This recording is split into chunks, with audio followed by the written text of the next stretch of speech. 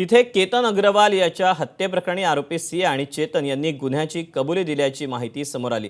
लोणावळा ग्रामीण पोलिसांनी एबीपी माझाला दिलेल्या माहितीनुसार चौकशी दरम्यान दोन्ही आरोपींनी केतन अग्रवालच्या हत्येची कबुली दिली। या कबुलीनंतर तपासाला महत्त्वाचं वळण मिळालं असून हत्येमागील नेमका कट आणि त्याचं नियोजन उघड करण्यासाठी पोलिसांकडून पुढील तपास सुरू करण्यात आला। तर आरोपी सिया आणि चेतननं केतन अग्रवालच्या हत्येचा कट अत्यंत नियोजनबद्ध पद्धतीने आखल्याचं तपासातून स्पष्ट होतंय।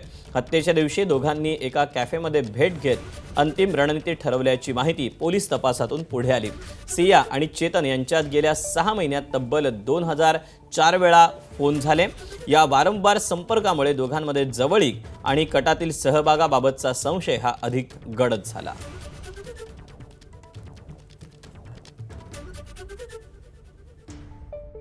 येस आतापर्यंत आम्ही त्यांच्याकडे जे इन्व्हेस्टिगेशन केलेलं आहे अजून एकदम प्रायमरी स्टेजला आहे इन्व्हेस्टिगेशन, परंतु आतापर्यंत त्यांनी प्रायमरीली कबूल केलेलं आहे की सगळं येस केलेलं आहे।